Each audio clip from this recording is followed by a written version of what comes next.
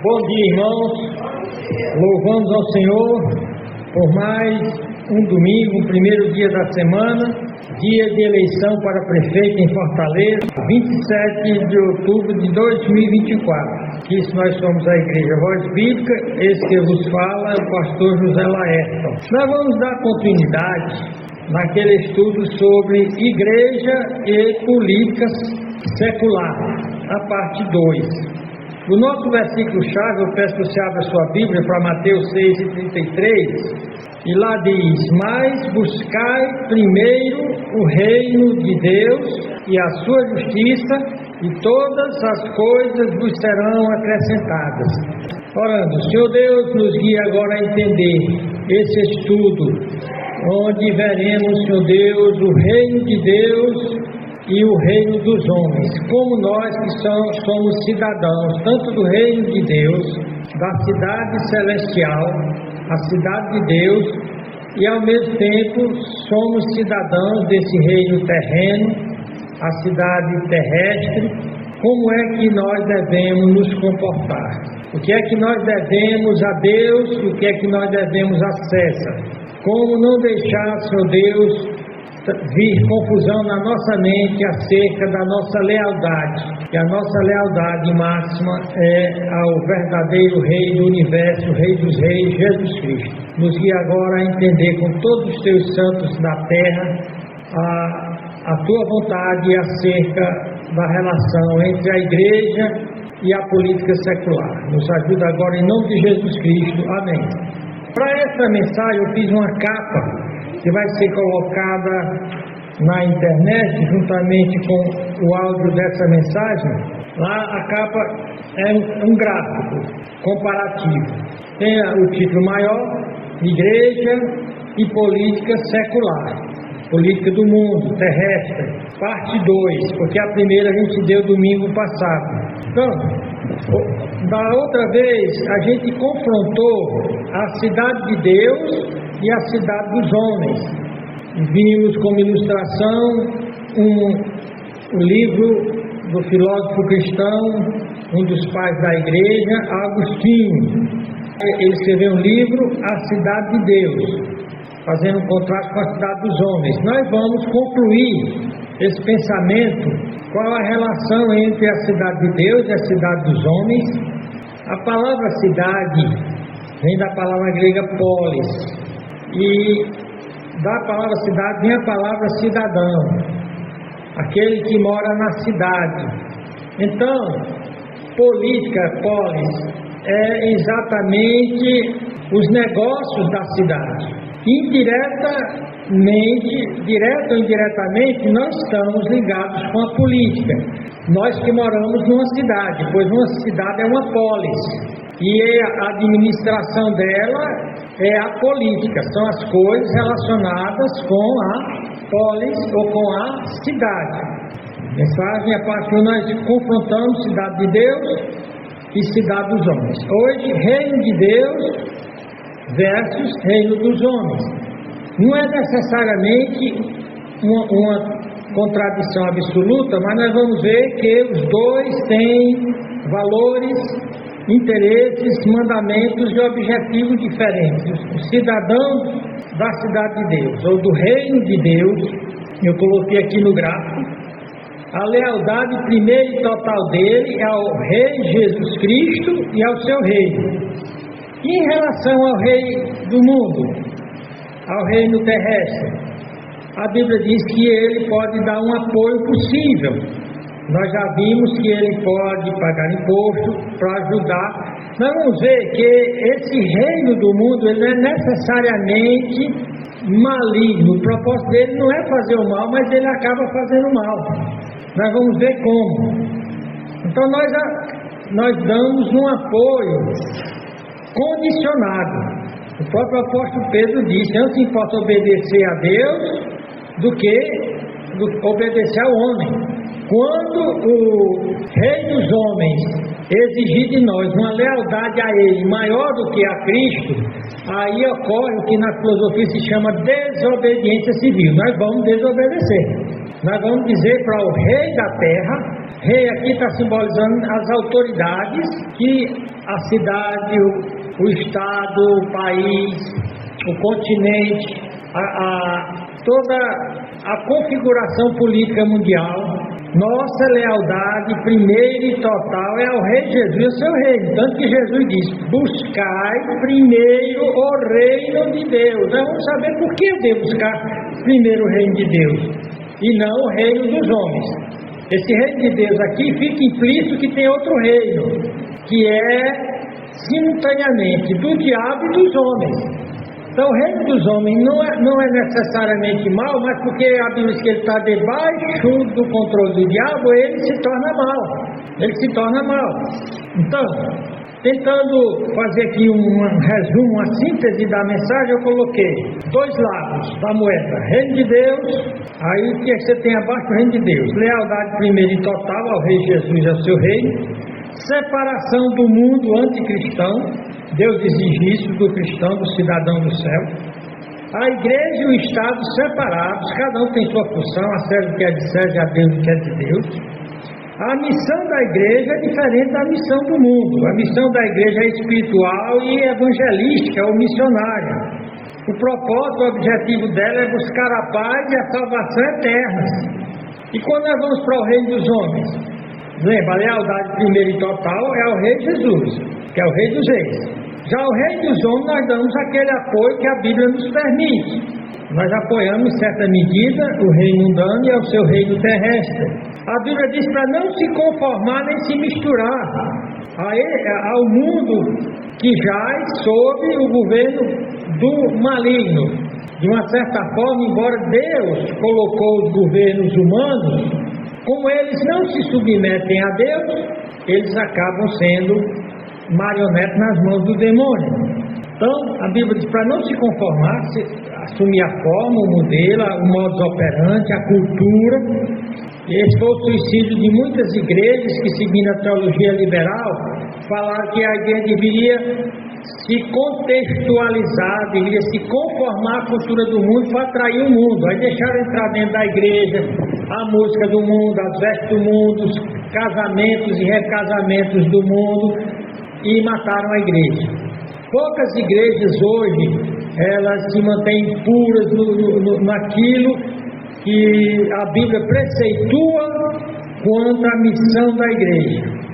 Então, a Bíblia diz para não se conformar ou se misturar ao mundo, porque o mundo está já sob ou debaixo do controle do diabo. E Cristo deixou bem claro: o mundo vos odeia. O mundo odeia a igreja.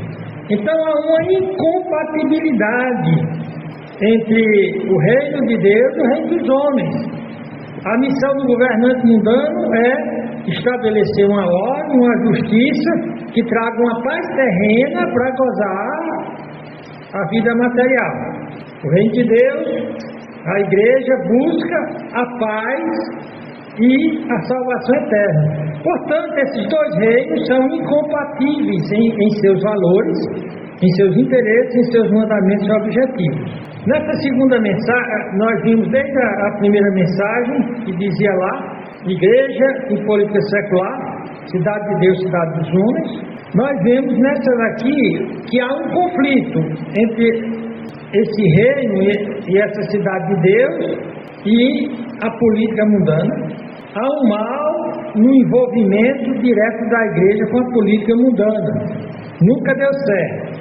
Cristo reconheceu o papel que o reino dos homens tem, a César, o que é de César. Porém, Cristo disse que a sua igreja era gloriosa, sem mácula, nem ruga, nem coisa semelhante, mas santa e irrepreensível, diferente do mundo que jaz no maligno. Está lá em Efésios 5:25, nós vimos na primeira mensagem. Também Cristo diz no Apocalipse 17:2 que existe uma outra igreja, grande prostituta, que se prostitui com os reis da terra. Ou seja, há uma igreja politizada, metida com a política até a medula. E ela não é a noiva de Cristo, que é uma metáfora, uma figura para a igreja. Ela é a prostituta. Ela se vende conforme seja o rei. Todavia, embora lá em 1 João diz que o mundo jaz no maligno, Cristo disse que o mundo odeia a igreja. O apóstolo Paulo disse que foi Deus que colocou os governos do mundo. O mundo seria pior se não tivesse governo, se não tivesse policiais, se não tivesse juiz, se não tivesse prisões. Então, Paulo diz em Tito 3:1 que os crentes se sujeitem às autoridades, lhe obedeçam, isso dentro, sem comprometer a lealdade absoluta e completa que se deve ter a Cristo. A questão que nós fizemos na última mensagem é até onde vai a relação entre o crente e o governo ou política secular. Como saber isso que Pedro diz, antes importa obedecer a Deus do que aos homens? Propósito então desse estudo: apresentar historicamente a relação conturbada e conflituosa e traumática entre religião e política. Sempre foi assim, porque são dois reinos, incompatíveis em seus valores, interesses, mandamentos e objetivos. Segundo propósito é continuar trabalhando com a doutrina e conceitos das duas cidadanias do cristão. Vamos terminar a exposição sobre a cidade de Deus, pensada por Agostinho. Hoje nós vamos entrar em outra obra que trata dessa relação de igreja e política, uma obra de Lutero. O título da obra é A Doutrina dos Dois Reinos, que também tenta explicar essa relação igreja e mundo. Nós vamos, na medida do possível, ver a teoria do contrato social, essa teoria que diz que existe um contrato implícito entre o governo e os cidadãos. O governo tem a missão de dar segurança, infraestrutura para as cidades e os cidadãos sustentar o governo. Então essa teoria do contrato social foi elaborada por três filósofos. Thomas Hobbes, que é o mais interessante, eu acredito, a obra dele descreve bem o reino de Deus do reino dos homens. Thomas Hobbes, Locke e Rousseau, ele diz aqui, não vamos agora para lá não. Mas vamos concluir essa parte, depois de ver a teoria do contrato social de Hobbes, onde ele trata do homem no estado de natureza, ou seja, o homem sem ter governo algum, se de repente nós adotássemos um sistema anárquico, que cada cidadão providenciasse tudo que hoje o governo providencia para ele. Ele mesmo tivesse que defender suas propriedades, assegurar seus direitos. O Thomas Hobbes chama estado de natureza. E chama o governo de Leviatã, um monstro terrível que é descrito lá no livro de Jó, porque o Thomas Hobbes era cristão. E ele diz que esse Leviatã, esse monstro que é o governo, que para nos dar segurança e algumas, vamos dizer assim, alguns benefícios, nós temos de aguentar carga pesada de impostos e políticas que são contrárias ao cidadão, que penalizam o cidadão. Por isso que Thomas Hobbes chama ele de um monstro. Mas é um mal necessário. É um mal necessário. É como alguém contratar um pitbull gigante para proteger a casa. Aquele pitbull, para ser alimentado, a pessoa gasta mais dinheiro do que para alimentar uma pessoa. Aquele pitbull pode sair da coleira e devorar as pessoas da casa, se é o governo. O governo, de repente, pode decidir, como fez o governo Collor, tomar as poupanças das pessoas. Pode, de repente, se tornar um governo comunista que tira a liberdade das pessoas de ter religião, de ter pensamento filosófico, ou seja, pensar pela própria cabeça o que significam as coisas. Mas nós vamos ver Hobbes e o seu Leviatã, se der tempo, mais na frente. E nós vamos concluir com a doutrina dos dois reis para os anabatistas. Porque essa doutrina dos dois reinos ou das duas cidades não foi criada por Agostinho, não foi criada por Lutero, já existia com um movimento e um grupo chamado de Anabatista. São dois movimentos religiosos cristãos mais antigos da Terra: os anabatistas e os católicos romanos. Os anabatistas nunca pertenceram ao catolicismo romano, mas nós vamos chegar lá, se der tempo. Para relembrar vocês, a Bíblia fala, claro, que existem duas cidades: uma cidade celestial e uma cidade terrestre. Nós somos pessoas de dupla cidadania. Do ponto de vista normal, tem gente que é cidadão americano e cidadão brasileiro, é cidadão de duas ou até três nações. Mas obrigatoriamente todo crente tem dupla cidadania. Ele é cidadão do céu e cidadão da terra. Ele deve lealdade absoluta ao Rei dos Reis, que é Jesus, e uma lealdade parcial. Na verdade, não é nem uma lealdade, é um apoio. Ele vai apoiar, reconhecendo, honrando, reconhecendo a necessidade de existir o governo, sustentando com impostos, obedecendo às suas leis, que não ponham em risco não cumprir as leis do Rei Jesus. Então o Agostinho, ele viveu lá final do quarto século. Ele foi o mais influente dos primeiros pais da igreja. A igreja católica o transformou em santo. Nós sabemos que os santos da igreja católica são uma aberração, no sentido de que para a doutrina bíblica todo crente é santo.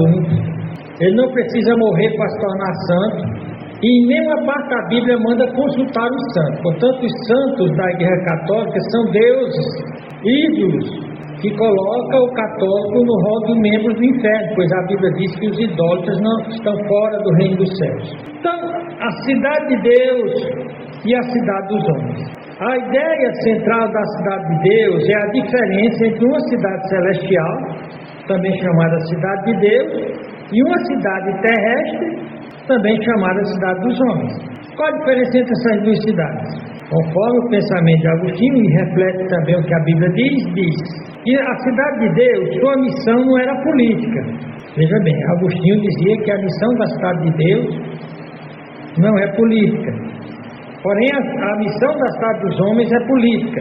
Ele diz que o foco da cidade de Deus é o amor a Deus, a justiça, a fé e a salvação. Já o foco da cidade dos homens é o amor próprio, o egoísmo. É ordem e paz para usufruir os prazeres terrenos. O objetivo da cidade de Deus é evangelizar, é juntar cidadãos do mundo para formarem uma sociedade de peregrinos. Peregrinos é que não tem terra própria, são sem terras. O crente é um sem terra, porque vocês não são desse mundo. Embora ele tenha uma casa que está escriturada no nome dele, ele é um peregrino. Ele é um forasteiro. Lembra o nosso hino? Sou forasteiro aqui, em terra estranha estou, do reino lá do céu, embaixador eu sou. Meu Rei e Salvador vos manda em seu louvor as boas novas de perdão. É muito bonito esse hino. Ele reflete que nós aqui somos forasteiros, não importa o que está dito no cartório sobre nós. O objetivo da cidade de Deus é juntar cidadãos do mundo para formarem uma sociedade de peregrinos. Então a igreja é uma sociedade de peregrinos, de forasteiros. Essa cidade de Deus diz que só pela fé se consegue a paz.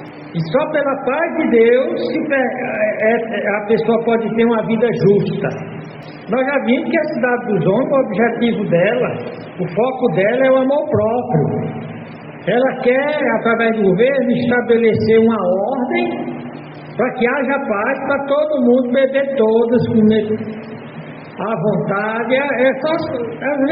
Não são coisas necessariamente erradas, mas que se o fim é esse, só comer e beber e depois morrer, aí sim isso é errado. Isso aqui é da cidade dos homens. Os que vivem a cidade dos homens. Você tem gente que vive só para as coisinhas desse planeta, comer, beber. Ele diz que, por exemplo, a cidade dos homens não é puramente má, tem até governos que fazem muitas coisas boas. Porém, na cidade dos homens se faz a guerra para se conseguir a paz. A paz vem pela guerra. Na cidade de Deus, a paz vem pelo exercício do amor. A origem do Estado. Como é que surgiu o Estado? Antes de Agostinho, existiram dois grandes filósofos chamados Platão e Aristóteles, que são as bases da filosofia ocidental. Para Platão e Aristóteles, eles disseram que a finalidade do Estado é atender à autossuficiência do indivíduo para que ele tenha uma vida boa. É ajudar cada cidadão não precisar de ninguém e ter tudo que é preciso para ter uma vida boa. Está errado? Não está. Mas se você vive só para essa vida, lembra o que Jesus disse? Buscar em primeiro lugar o reino de Deus e a sua justiça e as outras coisas que ele tinha falado, comer, beber, vestir, educação, etc., ele acrescentará.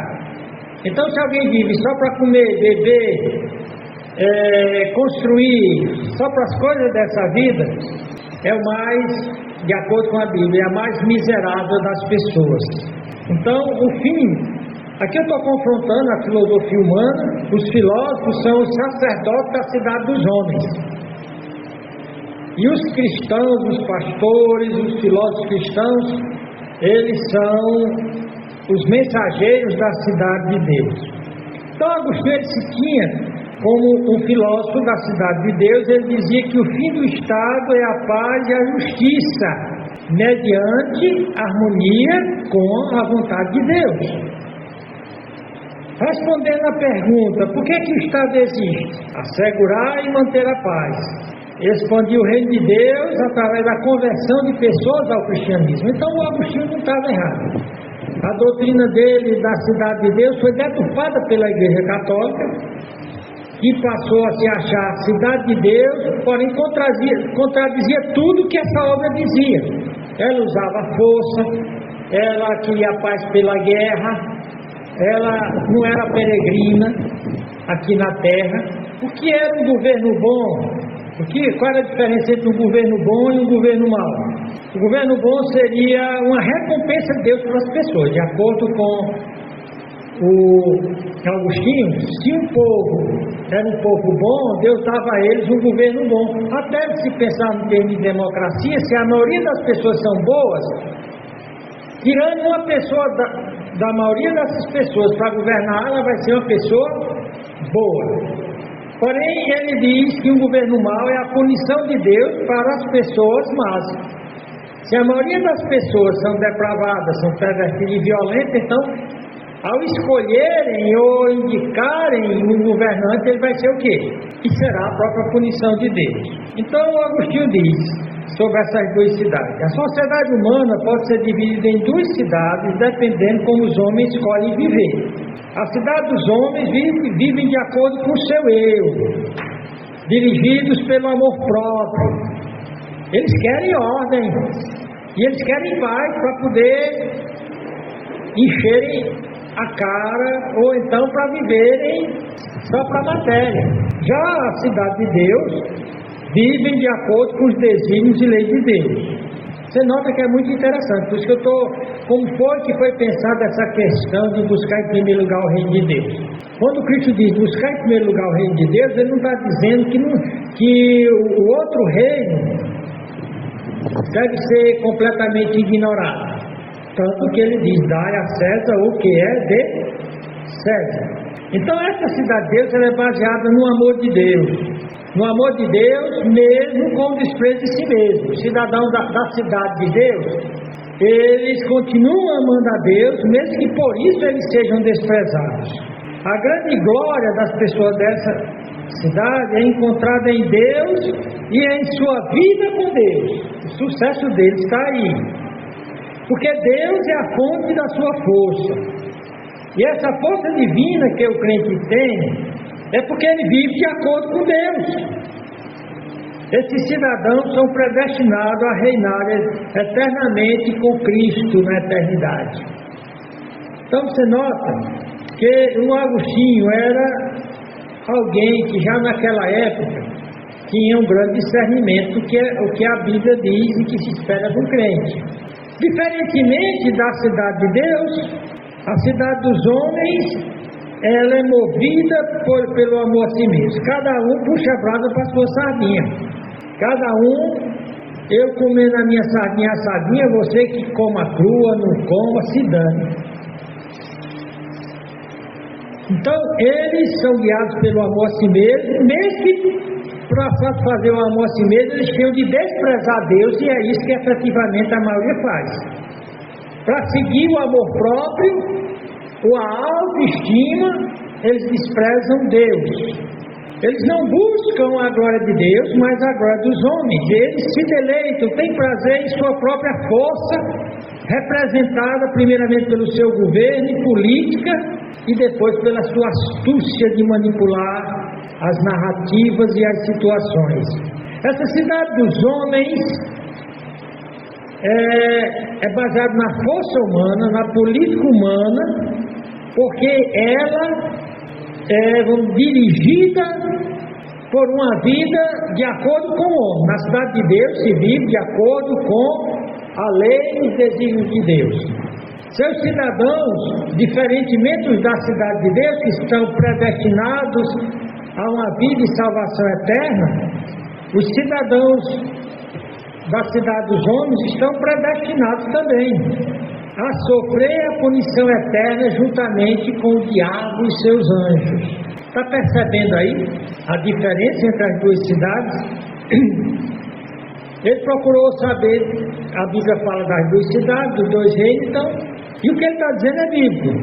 Na cidade de Deus nós vimos que os seus cidadãos estão predestinados, ou seja, nada vai impedir deles reinarem eternamente com Cristo, com Deus. Na cidade de Deus, seus governantes e governados servem uns aos outros no amor. A sua busca, a sua finalidade é a vida eterna, não a vida de paz aqui. É bom ter uma vida de paz aqui, uma vida que possa usufruir coisas boas, mas não é o objetivo final. Porém, na cidade dos homens, o fim é simplesmente uma vida boa aqui na terra. Na cidade de Deus, o fim, o propósito é a vida eterna, na paz que vem de Deus e que na eternidade vem da vida eterna. Na cidade dos homens, os seus cidadãos são predestinados a sofrer a punição com o diabo. Seus governantes e nações são governados pelo amor de governar sobre os outros. Eles têm prazer de mandar uns nos outros. Cristo falou isso quando dois discípulos queriam ser os primeiros naquele grupo de apóstolos. Cristo disse: no mundo é assim, eles governam e o propósito dele é mandar nos outros, está em cima dos outros, mas no meio de vocês não será assim. Então, os governantes e nações da cidade dos homens, eles governam pelo amor a si mesmo, pelo amor de governar e de mandar nos outros. E o seu fim é limitado, é só a paz aqui na terra, não tem nenhuma previsão além da terra. Então você nota que essas duas cidades são incompatíveis em várias coisas, por isso que você tem que dar total lealdade a Cristo, em primeiro lugar a Ele. E você, como está nesse mundo, é cidadão desse mundo, tem CPF, tem RG, paga imposto, você tem de cooperar na medida do possível. Nós vimos que essas duas cidades têm algumas coisas que elas concordam. Ambas sabem que para atingir seus objetivos eles precisam de paz. A cidade dos homens quer paz para gozar as coisas boas da terra. A cidade de Deus alcançar a paz eterna. Ambos usam recursos terrenos para alcançar seus respectivos tipos de paz. Na cidadão dos homens, eles lutam, eles querem a paz pela guerra. Na cidade de Deus é diferente. É paz pelo amor. O uso das cores temporais podem ajudar a alcançar a paz eterna. Os contrastes continuam. A cidade dos homens, Agostinho diz: quem são os cidadãos da cidade dos homens? Eles são pecaminosos, ímpios e mundanos. Viu porque não dá certo a igreja metido com a política da cidade dos homens? Se eles são pecaminosos, ímpios e mundanos, eles vão fazer uma política nessa direção. E se você está metido com eles, a não ser que você vá ser todo o tempo contra. E se você for todo o tempo contra, você não vai encontrar com medo de continuar lá, porque eles vão encontrar o medo de jogar você na cova dos leões, como fizeram com Daniel. Os da cidade de Deus, os homens da cidade de Deus, os cidadãos da cidade de Deus são santos eleitos, são anjos e pessoas piedosas, entre outros seres que a Bíblia fala. Agostinho diz: duas cidades estão entrelaçadas nesse mundo e misturadas, e somente no juízo final a separação será efetuada. Aqui está misturada, mas no juízo final eles vão separar as ovelhas dos bodes. Nós vimos que Cristo disse: buscar em primeiro lugar o reino de Deus e a sua justiça. Então, quando se fala em política, justiça e paz são muito importantes. Só tem paz real se tiver justiça real. Para Platão, que seria o profeta da cidade terrena, ele diz que a justiça existe no Estado quando há ordem entre seus diferentes elementos. Você colocar ordem, ordenar. Para Agostinho, ele pensa em justiça em termos de relação correta entre Deus e o homem, primeiramente, e por outro lado, entre o homem e outros homens. Isso é justiça. Relação correta do homem e Deus, que é baseado no esquema judaico, amar a Deus sobre todas as coisas, o primeiro grande mandamento, e o segundo grande mandamento, amar o próximo como a si mesmo. Então, a justiça está na relação correta entre Deus e os homens, por um lado, e pelo outro, entre o homem e outro homem. Ele diz que verdadeira justiça pode existir somente no Estado que é baseado ou fundado em Deus, nos desígnios de Deus. A paz que o Estado busca virá somente por meio da paz eterna com Deus, que é o fim último.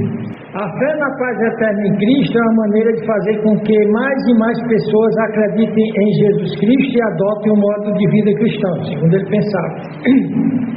A existência do Estado é a natureza social do homem, ou a condição social natural da humanidade. Ou seja, o Estado é uma necessidade social, porque o homem é um ser gregário.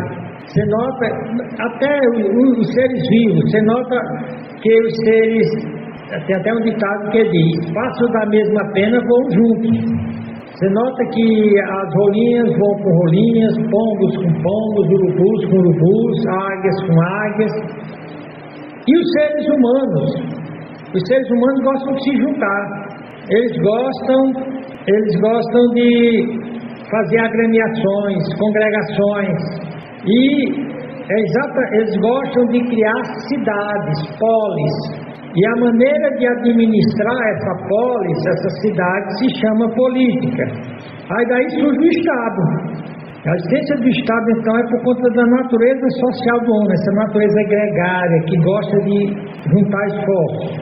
Então o Estado existe por essa necessidade social do homem. Então nós vimos já as duas cidades, a cidade de Deus, cidade dos homens de Agostinho. Quando nós chegamos em Lutero, baseado em Agostinho, ele escreveu um livro, Os Dois Reinos, que passou a ser uma doutrina protestante, porque a Igreja Católica perverteu os ensinamentos de Agostinho e transformaram a Igreja Católica numa cidade do homem, dizendo que era a cidade de Deus. Todos os erros da cidade dos homens você pode ver na história do catolicismo romano medieval, tanto a Idade Média baixa quanto alta. Então, quando chegamos na época da Reforma Protestante, em 1517, quando Lutero, na igreja de Wittenberg, na Alemanha, ele cola na porta da igreja as suas 95 teses, começa uma reação àquela cidade, aquela pseudo-cidade de Deus, de fato, cidade dos homens, chamado catolicismo romano. E o Lutero imagina que a cidade de Deus, cidade dos homens, conforme Calvino disse, deveria ter uma aplicação agora atualizada. Também, como eu falei para vocês, o Lutero não está sendo inovador em relação à doutrina dos dois reinos. A doutrina dos dois reinos, ela vai surgir espontaneamente, não necessariamente sistematizada, mas praticada por um grupo, um movimento religioso chamado de Anabatista, que nos primeiros 313 anos a igreja lutou para não se unir ao Estado, para não se misturar com a política. Nós vimos, através de relatos históricos, que naqueles primeiros 300 anos os cristãos não assumiam cargos públicos, eles não serviam ao exército, exatamente porque toda a vida do Império Romano era imbrincada, era intermeada, era embebida pela religião pagã, por rituais pagãos e ao mesmo tempo por um viver pecaminoso. Então eles achavam que era completamente incompatível um cristão se meter na política. E então esses cristãos, que de acordo com alguns teorias de que os anabatistas surgiram com João Batista, que João Batista ele se separou da política do Estado e até da religião estatal dos escribas e fariseus. Então João Batista seria o primeiro anabatista. Ele batizava aqueles que já tinham feito as abluções ou batismos no farisaísmo, no judaísmo daquela época. Então João era um rebatizador. E os anabatistas, quando eles vêm, se é certa essa teoria que os anabatistas vêm de João Batista, e os batistas dizem que eles vêm dos anabatistas. Então o grupo religioso mais antigo de cristãos na terra não é catolicismo romano, são os anabatistas, que são precursores dos batistas. Então os batistas é o grupo mais antigo que existe, e o segundo é o catolicismo. Quando surge o catolicismo romano, a igreja imperial, ou seja, a igreja que agora não é só mais cristã, mas ela é católica, a palavra é a mistura de cat com olos, ou seja, universal, apostólica, porque pretensamente baseado nos apóstolos, mas não era, e romana, porque agora era patrocinada, subvenciada pelo Império Romano. Então esses anabatistas, esses que nunca aceitaram a ideia de se misturar com o Império Romano, agora que eles não iriam se juntar à igreja imperial, porque a igreja imperial, para angariar os pagãos, ela se paganizou. Foi nessa época, a partir de Constantino, que entraram as velas, que vêm do paganismo e não do judaísmo. A igreja cristã, pode olhar nas epístolas, não fala nada de velas. O rosário, a adoração, a veneração de santos e santas, consulta de santos mortos. Então os anabatistas não se filiaram à igreja católica imperial e continuavam pregando o evangelho, e quando alguém se convertia, eles batizavam de novo. Daí o seu nome Anabatista, que significa rebatizador.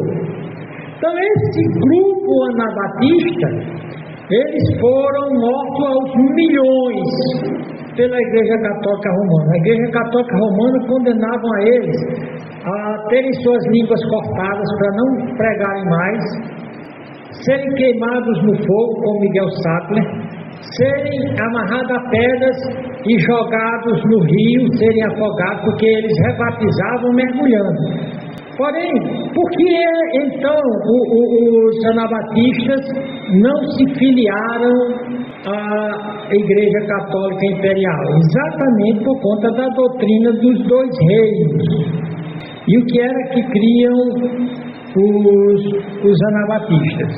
Nós vamos ver um pouquinho mais na frente. Nós vamos dar uma olhadinha no que o Lutero ensinava sobre a doutrina dos dois reinos. Então, de acordo com esse livro e essa teoria, essa doutrina de Lutero, ele, seguindo o modelo de Agostinho da Cidade de Deus, ele dizia que existem dois reinos: o reino espiritual, composto de verdadeiros cristãos e que não precisa da espada, Lembra que ele era protestante e era contra a doutrina da igreja das duas espadas, que a igreja podia usar a Bíblia como a espada espiritual e podia usar a espada de verdade. Então, o Vaticano tinha exército para matar, para perseguir. Havia papa que participou das cruzadas como cavalheiro, com espada na mão. Então, o que é que o Lutero, através da doutrina dos dois reinos, ele dizia: o reino espiritual não precisa da espada. E ele diz: as passagens bíblicas que tratam de justiça e retribuição, portanto, são apenas referência ao reino temporal, natural. Lutero também usa essa ideia para descrever a relação da igreja com o Estado. Ele afirma que o reino temporal, ou dos homens, não tem autoridade em relação ao reino espiritual.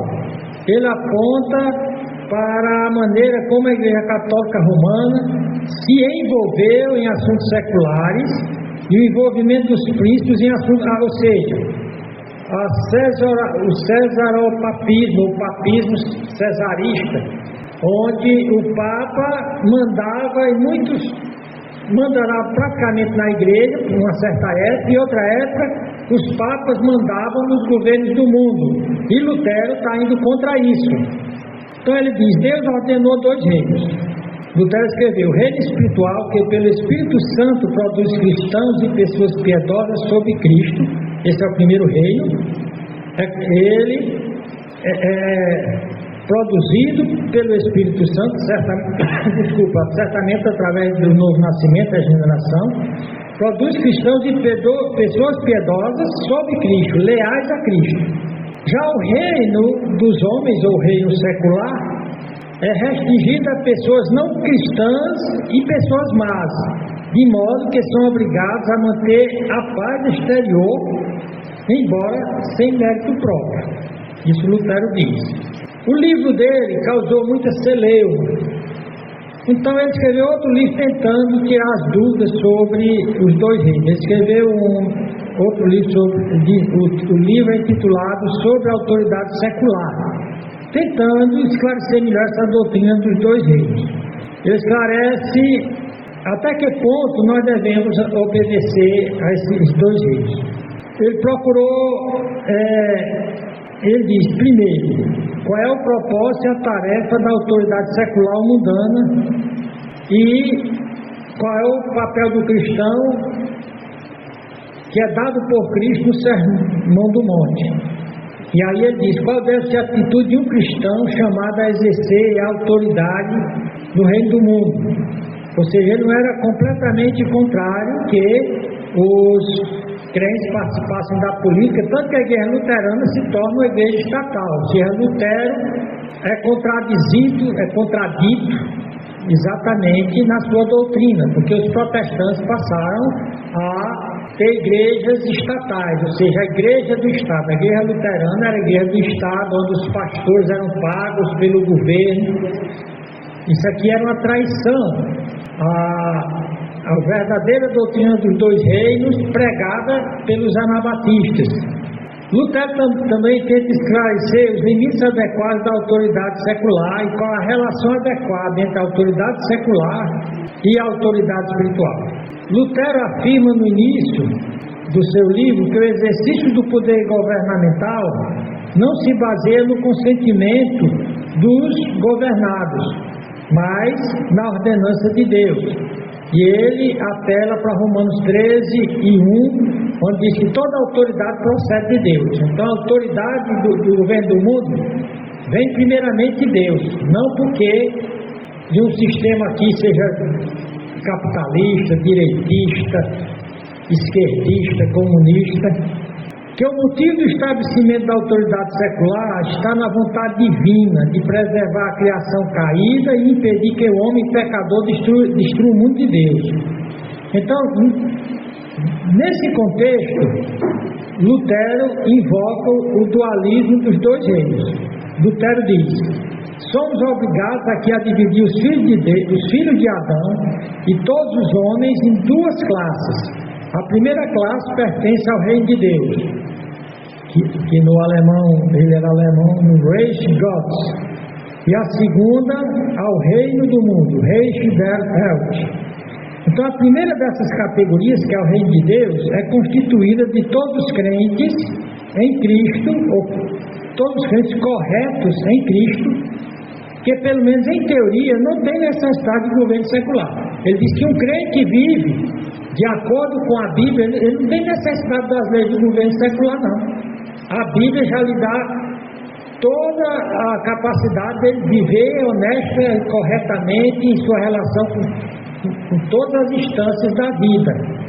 Então ele diz que todos os crentes, os verdadeiros crentes em Cristo, pelo menos em teoria, eles não precisam das leis do governo secular, não, para restringir o mal, né? Pois os verdadeiros cristãos são ensinados pelo Espírito Santo a perseverar em fazer o bem e a estar preparados mansamente para suportar qualquer dano e injustiça que eles possam ser infligidos. Isso é bíblico. E já o reino do mundo, Reich der Welt, ele diz, é bem diferente com aqueles que pertencem ao reino do diabo, do mundo. E é com o propósito de restringir esses espíritos indisciplinados e maus que Deus estabeleceu a parte do seu próprio reino, que seria esse reino de Deus, outro reino, outro regimentamento, baseado não na livre direção do Espírito, mas na coerção da espada. Então a força do reino de Deus é o Espírito Santo, a força do reino do mundo é a espada. Eu vou terminar essa parte aqui sobre o reino de Deus, o reino do mundo em Lutero, e na próxima semana nós vamos ver a doutrina dos dois reinos dos anabatistas. Nós somos uma igreja batista.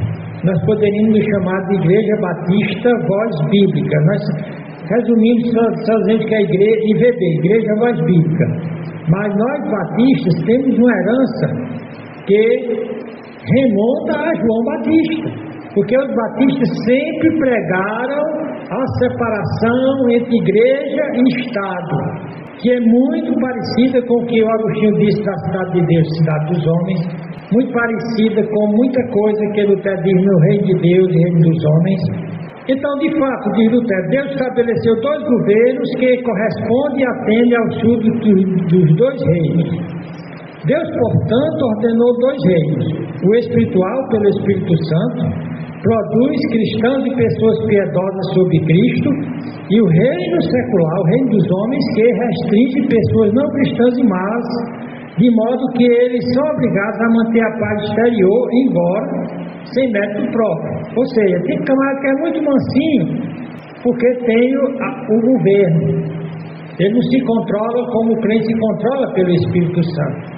É essencial entender que Lutero considera o governo secular dentro dessa estrutura como parte integrante da boa obra divina de preservação, pois especialmente a ideia aqui é que ele diz, se Deus não tivesse dado o governo dos homens, aconteceria que nós vamos ver em Thomas Hobbes, seria o estado de natureza, a guerra de todos contra todos, onde Hobbes cita que o homem é o lobo do homem, o homem é o maior predador da terra. Então, a civilização da humanidade não é porque o homem é civilizado, não. É porque tem um Leviatã, um monstro, dizendo, se você não vai por bem, você vai pela espada.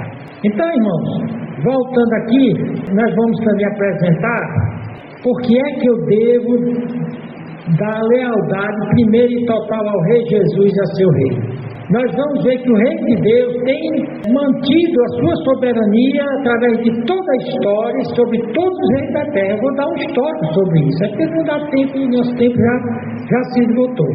Nós vamos ver toda a beleza e glória de seguir esse Rei Jesus. E quem segue esse Rei Jesus e a justiça de Deus, não precisa nem das leis dos governos, nem das leis dos homens, nem da filosofia. A Bíblia é suficiente.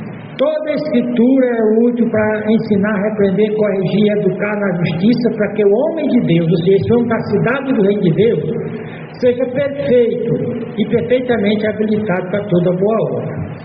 Que Deus, nesse domingo, nos dê um prefeito para a cidade de Fortaleza, que esteja mais próximo da cidade de Deus do que da cidade dos homens. Como prefeito, ele vai estar governando uma cidade dos homens. Tem um deles que se diz evangélico, que esse pelo menos se ganhar, que ele possa seguir os princípios do reino de Deus, buscar o reino de Deus em primeiro lugar e a sua justiça, e as outras coisas, comida, bebida, necessidades básicas serão acrescentadas.